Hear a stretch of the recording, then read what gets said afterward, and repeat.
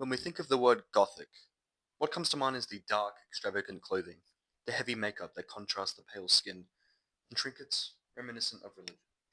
But beyond the associated choices of fashion, what do we make of the setting? We often think of the desolate, crumbling castles in dire need of a renovation that culminate in a haunted atmosphere, supported, of course, by the supernatural creatures of fiction, such as vampires or werewolves.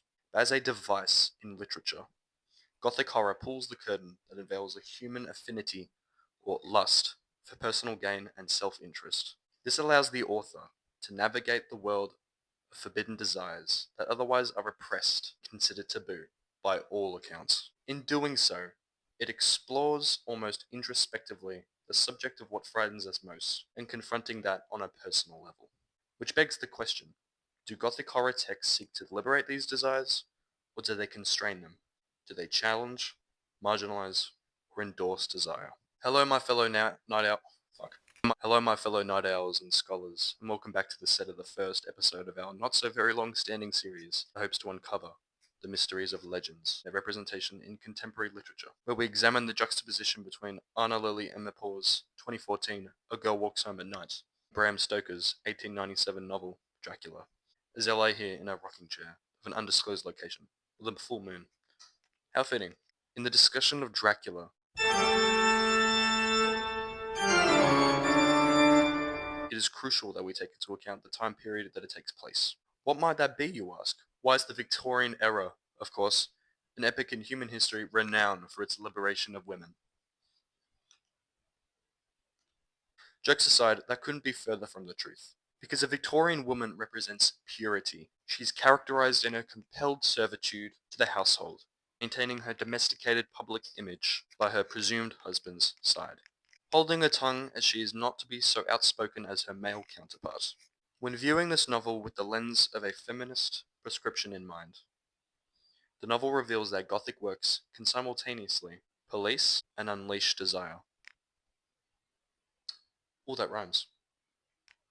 Dr. Zeus, I'm coming for you. Which positions their liberation as an ingredient that produces social constraints act to challenge this notion of desire. Throughout the novel, the vampiric female forbidden desires float to the surface and flourish, showcasing these overly predatory seductions over male characters that act to reverse the roles and gendered power dynamics of the Victorian era, a fact that repulses the mind of societal expectations, threatening their very way of life. With Lucy growing sexually curious and being open to the possibility of non-monogamy, a term that would send men into a coma. Her transformation into a vampire asserts her shift to newfound independence and highlights the Victorian fears of the female sexuality, where patriarchal totalitarianism tightens its firm grip on the novel's world. Her ever-evolving voluptuous wantoness, a phrase repeated throughout the novel, which, in English, means her expression for desire, must be cleansed, to which she meets her grim fate, which reinstates the societal norms of Victorian women at the expense of her life. So in this example of Gothic horror, were desires entirely liberated? I would beg to differ, but it's up to interpretation. Another transformed female character, Mina, is granted a long leash and sizable power, so long as it's in line with male-held values, and she operates within a dominion of patriarchal constraints, where her worth is measured in how useful she'll be to her husband Jonathan, which tells tale to us as the audience of her limited self-autonomy and the futility of exercising power in a system predetermined for your subjugation. The ferocious repression of Lucy and policing of Mina are taken on through the patriarchal fears of the shift to the role of women in society, where female intellect and sexual freedom are constantly at every turn thought to be dangerous and something to be eradicated from the face of the earth. This seductive nature of the vampire as something fetishized displays how the genre as a whole of Gothic horror is infatuated by what it aims to repress, liberating these desires to then eventually constrain them. On the contrary, A Girl Walks Home at Night accomplished a liberation of desires with an intense focus on female rage, whilst critiquing the patriarchal constraints themselves as a system, as opposed to reaffirming them, or shedding light on any prophesized doom consequent of this self-expression for desire.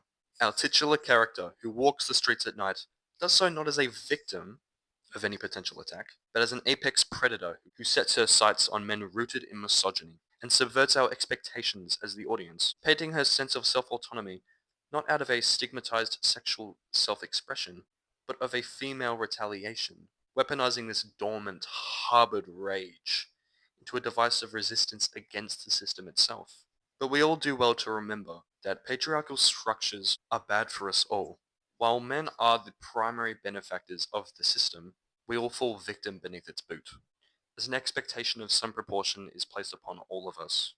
But what the film excels at is the ability to balance this rage with moments of vulnerability, where the girl's intimate emotional connections with the character Aris highlights a nuanced platform for tenderness with feminism and solidarity alongside empowerment, tying a neat bow to desire with connection.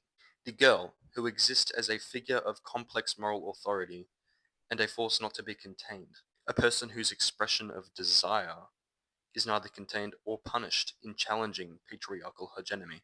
A Girl Walks Home at Night stands tall as a milestone of evolution in the genre, and reimagines what liberation looks like for women, where unlike Dracula, that has a one-dimensional linear action and consequence, liberation and constraint, it recalibrates the system itself, reimagining expression as emancipation, confirming that Gothic horror texts do indeed seek to liberate desires. Fuck. Oh, I don't feel so good. Blah, blah, blah. Cut the cameras.